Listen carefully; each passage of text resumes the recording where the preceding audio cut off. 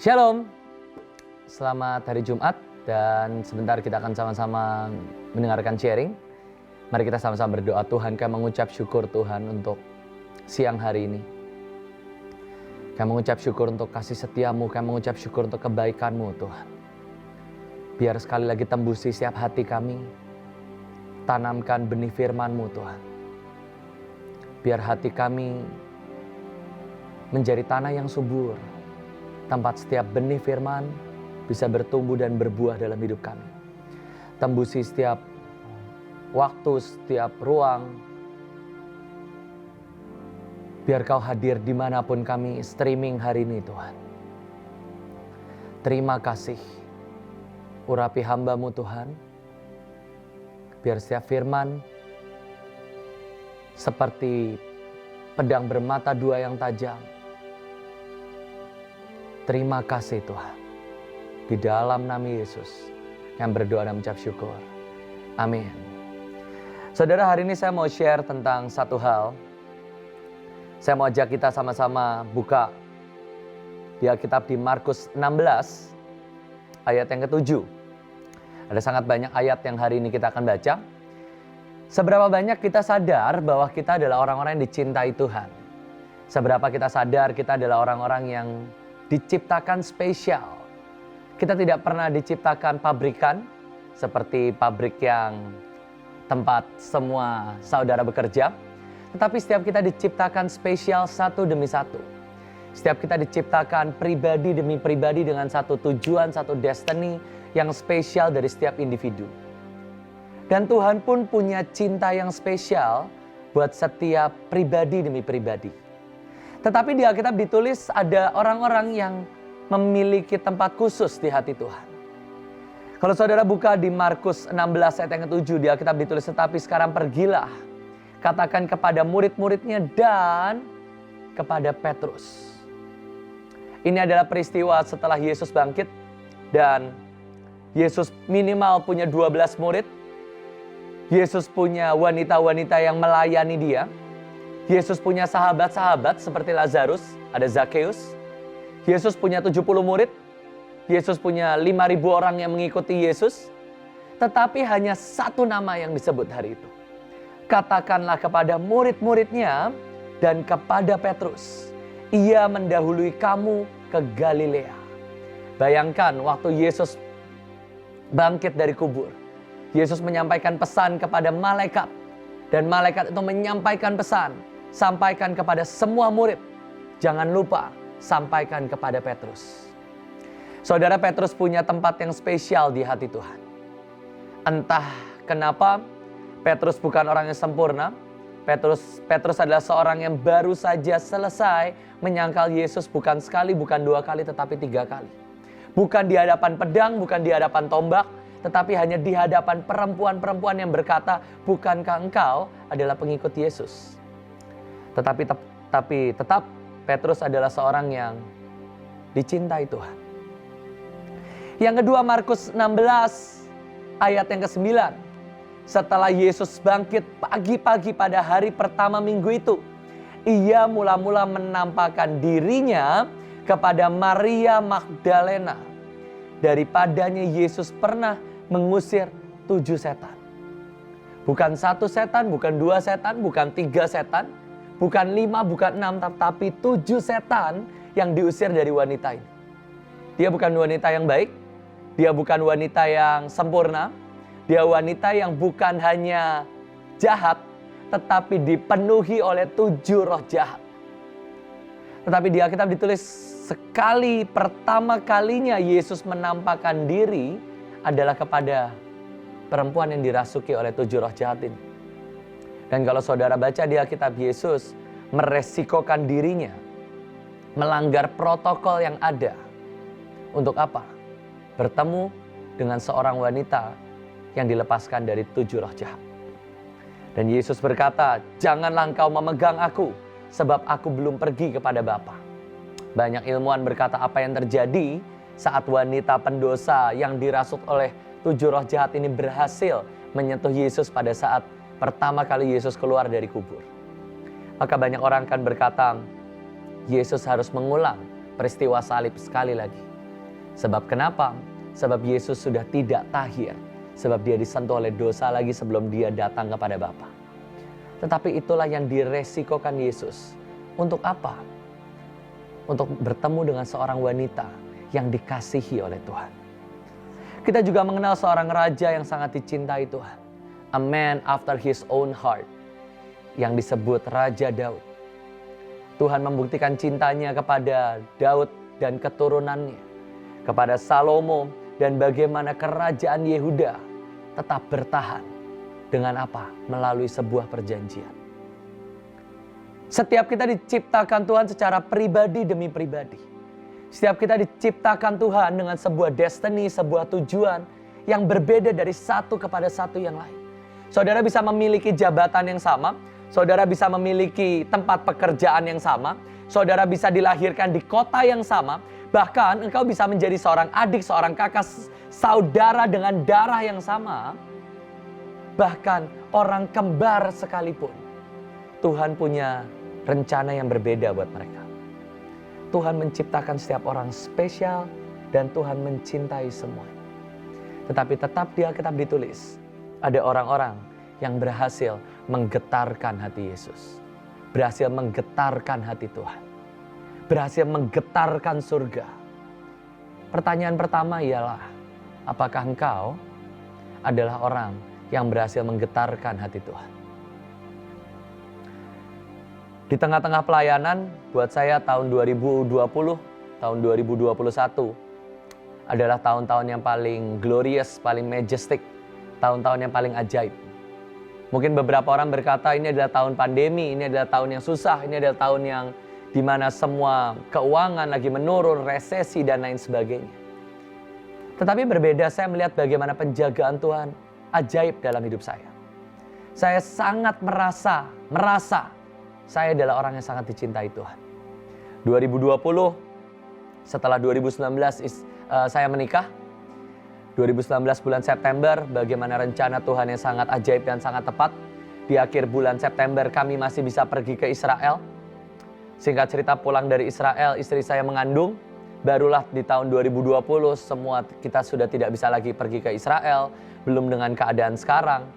Belum dengan semua kondisi pandemi, kita susah untuk keluar negeri.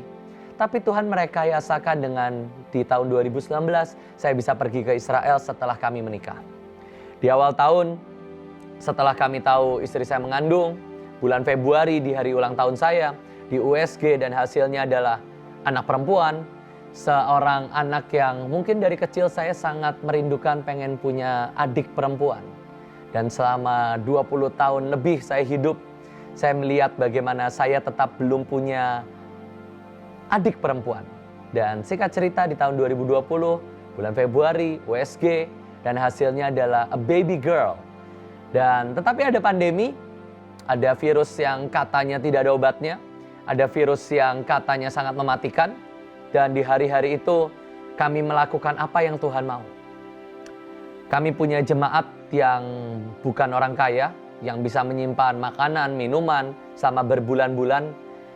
Kami melayani jemaat yang pekerjaannya ialah kuli bangunan, mereka tukang asongan, yang mereka hidup dari uang yang mereka terima harian.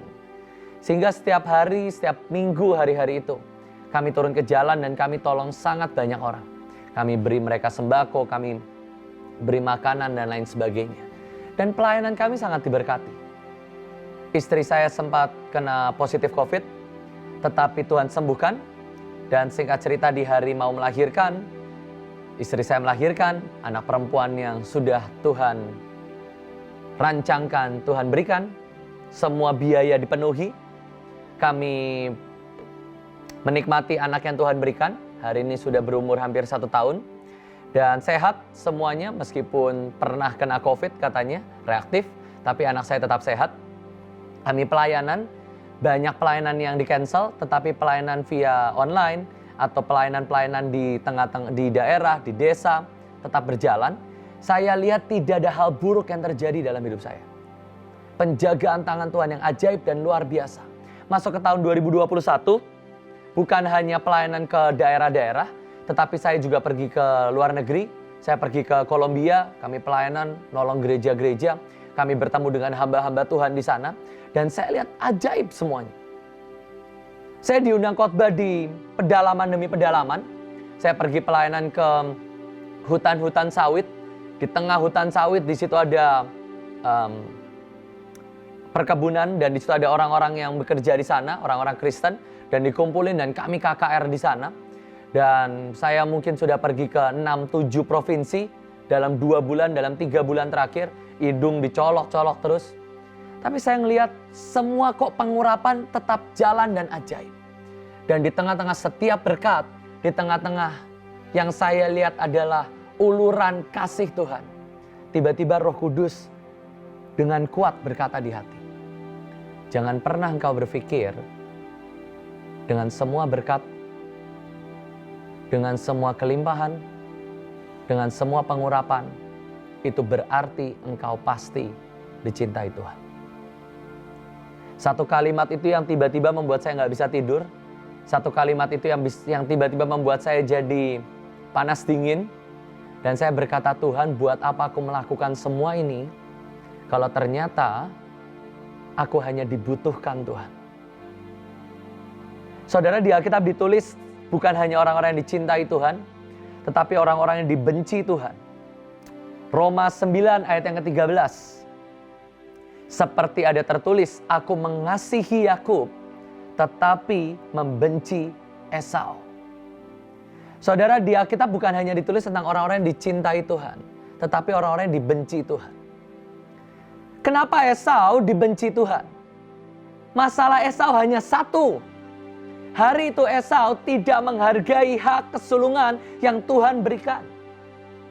Hanya satu kesalahan Esau. Esau bukan seorang yang jahat. Esau bukan pencuri. Di Alkitab tidak ditulis Esau adalah seorang yang mungkin suka memberontak kepada Ishak. Tidak. Tetapi hari itu Esau tidak menghargai yang ilahi yang Tuhan berikan dalam hidup Esau. Esau bukan hanya memiliki hak kesulungan, tetapi dia juga diberikan berkat kesulungan. Tetapi Esau dengan mudah, buat apa aku terima berkat dan hak kesulungan? Sebentar lagi aku akan mati.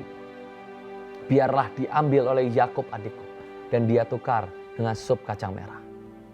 Satu perbuatan membuat Esau menjadi seorang yang dibenci Allah.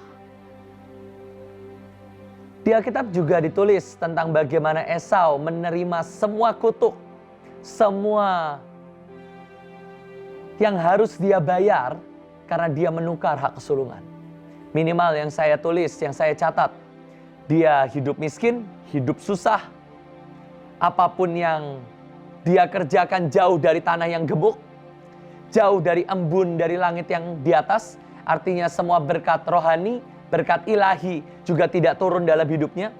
Tidak ada damai sejahtera, adanya jerih payah dan penumpahan darah. Dan yang menyedihkan adalah Esau menikah dengan adik Nebayot, anak dari Ismail. Dan dia menjadi bapak dari orang Amalek yang ujungnya dibantai habis oleh keturunan dari adiknya. Dan benar apa yang di Alkitab ditulis, engkau akan menjadi hamba bagi adikmu. Isunya satu, dibenci Allah. Ada Ananias dan Safira, bagaimana mereka mendustai Roh Kudus. Dan ujungnya dia dibunuh oleh Tuhan. Ada Imam Eli yang di Alkitab ditulis dalam satu hari kedua anaknya mati dan Imam Eli pun dibunuh Tuhan. Dan seperti yang dinubuatkan melalui Nabi Samuel, Eli dan keturunannya akan dihapuskan dari jabatan imam. Kenapa? Karena Imam Eli tidak mendidik anak-anaknya. Isunya hanya satu. Imam Eli adalah orang yang setia. Selama sekian puluh tahun, Imam Eli tetap masuk ruang Maha Kudus. Dengan resiko apa? Setiap kali masuk ruang Maha Kudus, mereka akan diikat tali dan ada lonceng. Setiap kali engkau didapati Tuhan tidak tepat, maka engkau akan mati di tempat dan orang akan menarik engkau keluar. Karena engkau mati di ruang Maha Kudus. Dan selama sekian puluh tahun, Imam Eli tetap masuk ruang Maha Kudus dan keluar dengan selamat. Tapi tidak bisa dipungkiri, Tuhan tidak suka dengan perbuatan Eli yang tidak mendidik anak-anaknya. Bagaimana Imam Eli membiarkan kedua anaknya korupsi, bisa disogok, dia tidur dengan perempuan-perempuan. Imam Eli tahu, tetapi dia tidak pernah mendidik. Sampai cawan kejahatan itu penuh. Sampai cawan yang Tuhan berikan, semua cawan kepedihan hati Tuhan. Dan Tuhan harus mengambil jabatan imam dari keluarga Eli. Ada seorang yang bernama Yerobeam, yang di Alkitab ditulis, engkau akan dipakai Tuhan. Engkau akan menggantikan jabatan raja yang dimiliki oleh Raja Daud. Dan engkau akan melanjutkan. Saudara bisa bayangkan ada 12 suku hari itu.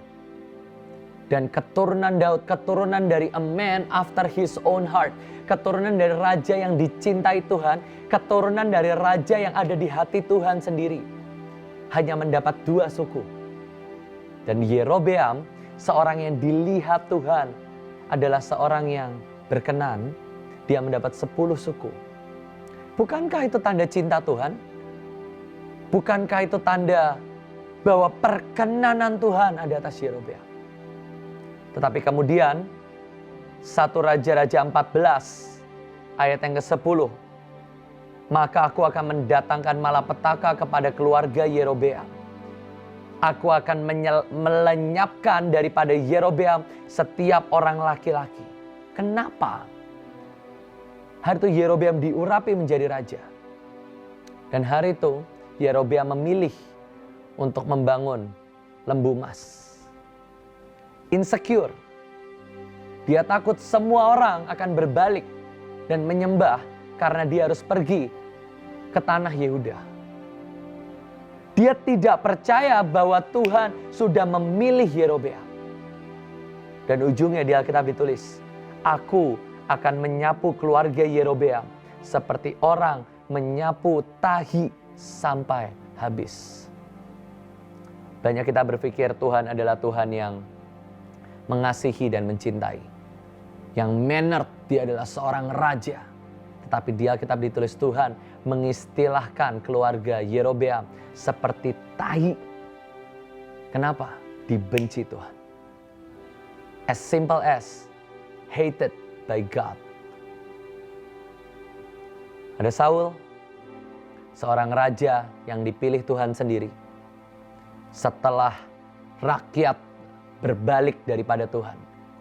Kami tidak mau dipimpin oleh Tuhan raja yang tidak kelihatan. Beri kami seorang raja. Dan Tuhan mewakilkan dirinya sendiri. Dan dia memilih Saul. Seorang yang lebih tinggi dari orang kebanyakan.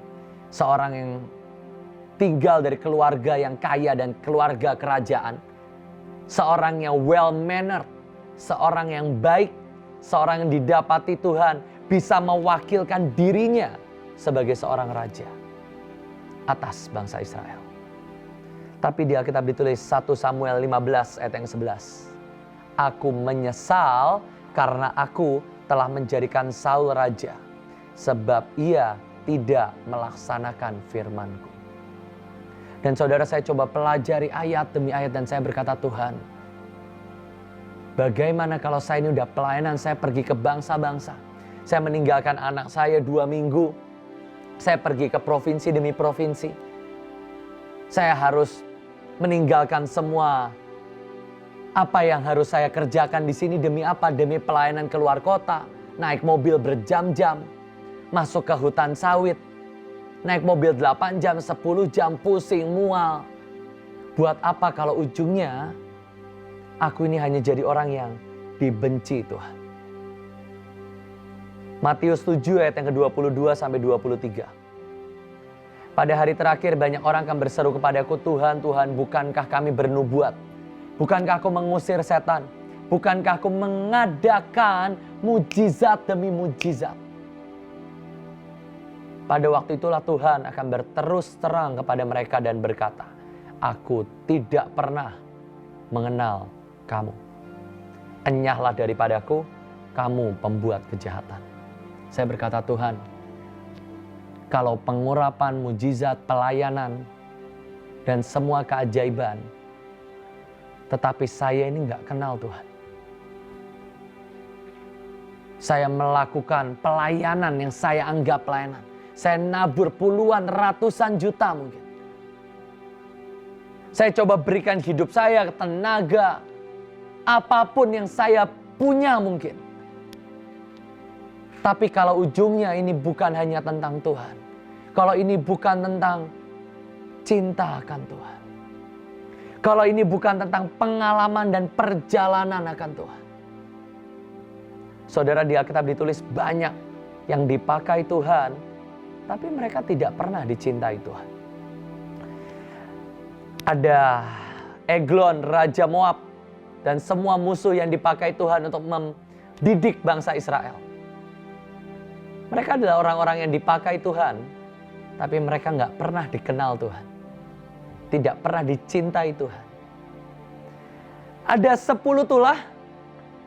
Kalau engkau merasa engkau sudah dicintai Tuhan, tetapi engkau tidak mengenal Tuhan, engkau pelayanan, mujizat, semua keajaiban terjadi, tetapi engkau tidak mengenal Tuhan, engkau tidak lebih dari kodok, dari nyamuk, dari lalat yang dikirim Tuhan kepada bangsa Mesir. Apakah si kodok, si katak ini, dia membawa pertobatan bagi Mesir? Ya, meskipun sesaat. Tetapi dia membawa pertobatan bagi bangsa Mesir. Tetapi katak tidak pernah mengenal Tuhan. Dan apakah Tuhan mencintai si katak? Tidak, saudara. Tidak. Ada keledai yang dibutuhkan untuk menegur Bileam. Bileam diminta untuk mengutuki bangsa Israel. Bileam tidak mau, diberikan harta kekayaan. Dan Bileam jalan, dan keledai minggir. Bileam mulutnya dibuka Tuhan. Bukankah ada malaikat yang menghadang kau hari ini? Dan Bileam tetap bertobat sih, sebentar. Dan setelah itu dia tetap melanjutkan perjalanan. Tetapi apakah sang keledai mengenal Tuhan? Tidak. Ada batu yang di Alkitab ditulis, jika mereka ini diam, maka batu ini akan berteriak.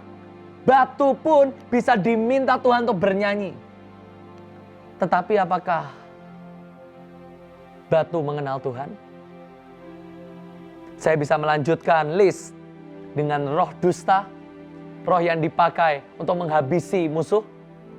Saya bisa melanjutkan tentang ayam yang dipakai untuk menobatkan Petrus. Saya bisa melanjutkan dengan ikan yang menobatkan Yunus. Tetapi apakah semua ini mengenal Tuhan? Mereka tidak pernah mengenal Allah. Ikan besar yang menelan Yunus tidak pernah mengenal Allah. Ayam yang berkokok dan membuat Petrus bertobat tidak pernah mengenal Allah. Apalagi batu, apalagi roh dusta, apalagi semua raja-raja Amalek, raja-raja Moab yang dipakai Tuhan. Dipakai Tuhan. Hari ini menjadi pertanyaan, engkau yang merasa pelayananmu jalan, bisnismu jalan, seolah Tuhan menghujani engkau dengan berkat, Tuhan tetap memegangi tanganmu, memegangi hidupmu. Apakah engkau sungguh dicintai Tuhan, dikenal Tuhan? Engkau yang mungkin selama ini berkata, selama PD mulia, saya yang pegang Zoom, saya yang berdoa syafaat, saya buat mujizat di sini. Tetapi apakah engkau mengenal Tuhan? Atau engkau menjadi barisan orang-orang yang berkata, Tuhan, Tuhan, aku mengadakan mujizat, aku bernubuat, tetapi ujungnya Tuhan berterus terang dan Tuhan berkata, aku tidak mengenalmu. Saudara, hidup ini bukan tentang mujizat dan keajaiban. Saya bisa katakan berkat Tuhan yang saya terima sangat ajaib. Saya bisa katakan selama puluhan tahun saya hidup, belasan tahun terakhir saya pelayanan, tidak pernah sekalipun saya berkekurangan. Saya mau kuliah, ada yang nabur, ada yang biayain. Saya mau butuh kerja, ada yang memberikan saham kosong. Saya butuh rumah, Tuhan kasih rumah. Saya butuh mobil, Tuhan kasih mobil. Mobil kebanjiran, ada yang ngasih mobil. Saya menikah butuh uang, Tuhan yang kasih. Mujizat, KKR, kebaktian. Saya pelayanan, saya dipanggil khotbah. Minggu depan saya akan pergi ke 3 provinsi dalam 1 minggu. Tapi apakah ujungnya itu yang bisa kita bawa di hadapan Tuhan? Tuhan, aku manajer. Tuhan, aku sudah nabur sekian miliar. Atau ujungnya Tuhan cari adalah betapa kita ini dicintai dan punya hubungan dengan Tuhan. Esau lebih baik dari Daud yang dicintai Tuhan. Keledai, katak, mereka semua tidak pernah dirasuk 7 setan. Dan minimal Yerobeam tidak pernah menyangkal Tuhan seperti Petrus 3 kali. Tapi apa yang membuat ada orang yang dicintai Tuhan dan ada orang yang dibenci Tuhan? Itu adalah tentang perjalanan dan pengenalanmu akan Tuhan. Hari ini saya mau share tentang kenali Tuhan. Kenali Tuhan. Jangan merasa karena engkau punya semua berkat, artinya Tuhan berkenan atas hidupmu. Kenali Tuhan. Jalan dengan Tuhan. Dan biar hidup ini adalah tentang perjalanan cinta. Bukan tentang trofi-trofi kemenangan, aku KKR di sini, aku nabur di sini. Tetapi tentang Tuhan mendapatkan hati dan hidupmu. Mari tutup matamu sama-sama, dimanapun kau berada, kapanpun engkau melihat video ini nantinya. Mintalah Tuhan, buat aku mengenal Engkau. Tuhan menghendaki bukan korban, tetapi pengenalan akan Tuhan. Begging dan cry out, Tuhan, let me know you, show me your glory. Perkenalkan aku dengan Engkau, Tuhan. Tutup matamu, saudara. Tuhan, buat kami mengenal Engkau, berjalan denganmu, Tuhan. Buat apa kami berjalan sejauh ini? Kami lolos, kami berhasil lewati pandemi selama 1 tahun. Kami tetap memiliki pekerjaan, kami tetap bisa memberi makan keluarga kami. Kami tetap berkelimpahan. Tetapi buat apa, Tuhan? Kalau ujungnya kami kehilangan Engkau. Tuhan, buat kami mengenal Engkau, Tuhan. Tuhan, hari ini hamba ingin bawa semua manajemen, semua karyawan, semua buruh, bahkan mulia industri sendiri, semua pimpinan, pemegang saham, semua Tuhan. Buat kami semua mengenal-Mu, Tuhan. Buat kami semua dalam pemeliharaan Tuhan. Dan kami tetap ada dalam rencana-Mu yang sempurna. Rekayasakan hidup kami, Tuhan. Untuk kami bertemu dengan jalan kebenaran dan jalan kehidupan. Hamba ingin juga berdoa untuk bangsa Indonesia, Tuhan. Dengan semua masalah, dengan semua kondisi. Juga apa yang terjadi di Timur Tengah hari ini, bangsa Israel. Dan semua negara-negara sekitarnya, Tuhan. Biar shalom Tuhan yang sungguh memegangi seluruh bangsa-bangsa dan bangsa kami Indonesia. Hamba-Mu juga yang berdoa untuk kesembuhan bagi karyawan, karyawati, semua yang sedang sakit. Baik sakit di tubuh, sakit di jiwa, sakit di roh. Mereka yang sedang kehilangan Engkau. Tolongi Tuhan. Sembuhkan tubuh, jiwa, dan roh kami.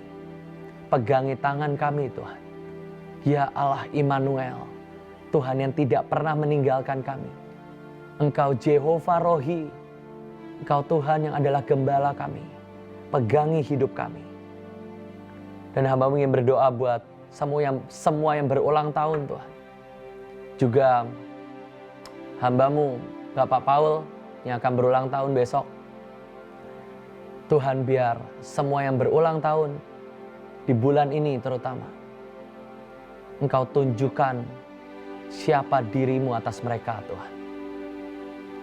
Biar Kau tunjukkan betapa ajaib dan indahnya berjalan pribadi dengan Kau. Tuhan, hambamu selesai Tuhan. Tapi terus kerjakan di hati kami. Kerjakan di lubuk hati kami yang paling gelap, paling keras sekalipun. Yang tertutup dari siapapun Tuhan. Tunjukkan kemuliaan-Mu.